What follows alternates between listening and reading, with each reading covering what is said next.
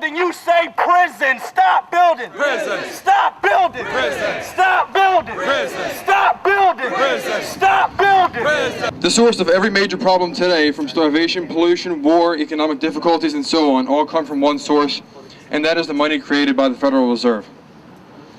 Let's go back in history a bit to 1907, the start of the creation of the Federal Reserve.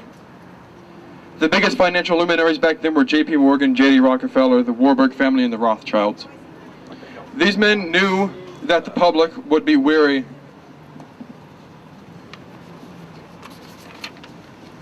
about establishing another central bank, as these banks were created and destroyed all throughout history, so they had to create an incident. J.P. Morgan created false rumors to the public that all the banks in New York were going solvent. The public then began mass withdrawal, and the banks were consequently forced to call on all their loans, causing people to sell their property, which in turn spawned endless bankruptcies and repossessions.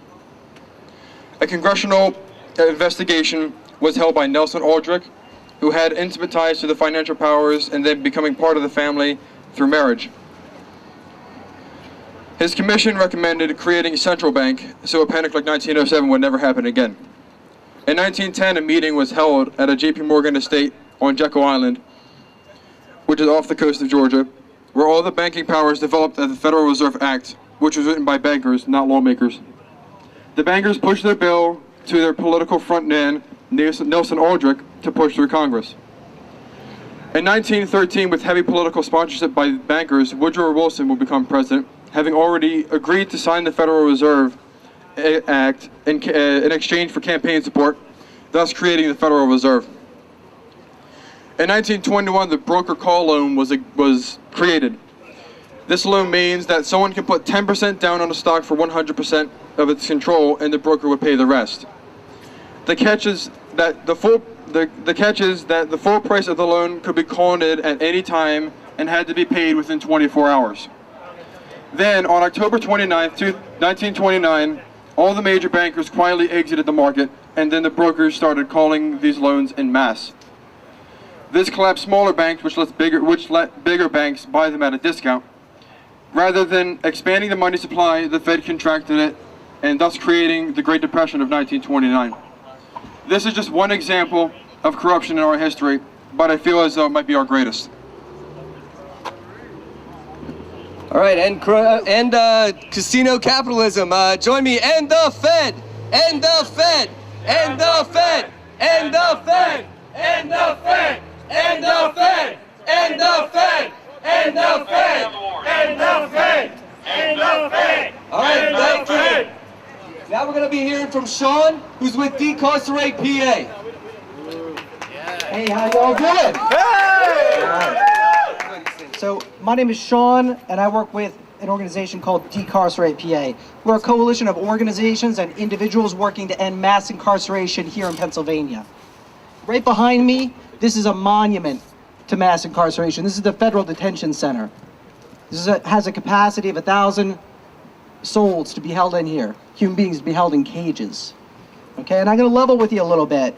Mass incarceration, which what I'm talking about is in the last 3 decades, we've seen the prison population of the U.S. quadruple. It didn't start with money in politics or just corruption. It started when politicians decided to make careers off of appealing to people's weaker instincts, their fear of others, their assurances by politicians that if they got tough on crime and brought the hammer down, that everything would be okay and no violence would happen. And of course, by using racism and appealing to people's racist instincts, there are so many more people of color in prison because of that, because of these policies.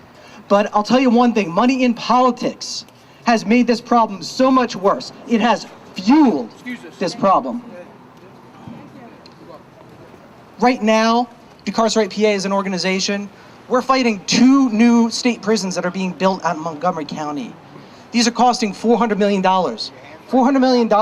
It's the second most expensive construction project in state history. They're doing this while they're closing schools.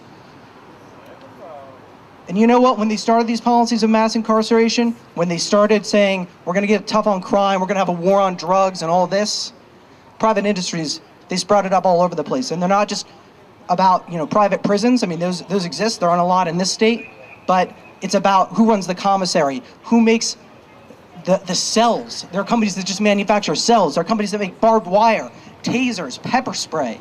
There's private industries that have proliferated because of these policies, and it's become a circular thing.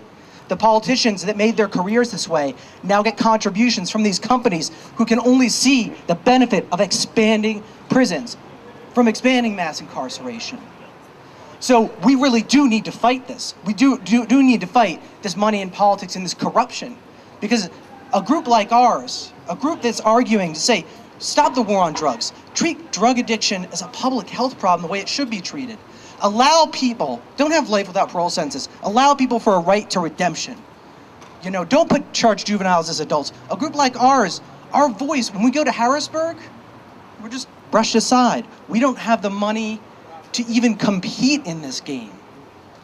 So we do need to get the money out of politics, and we need to end prison expansion in PA.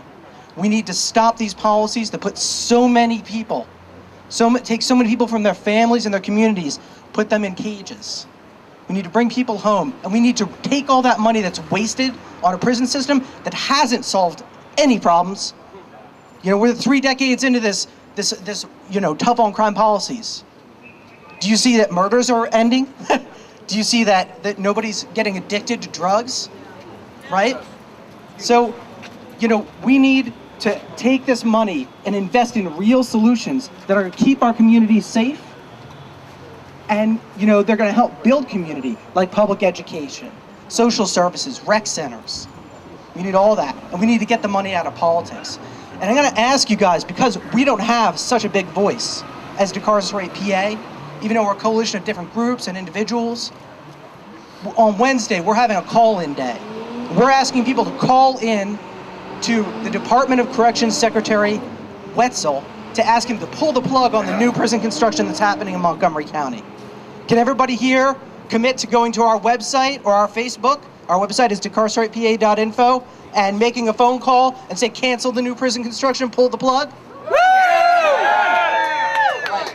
Thank you. No new prisons. Tear down the jailhouse, build up the schoolhouse. Thank you, Sean from Decarcerate PA. All right, let's get moving.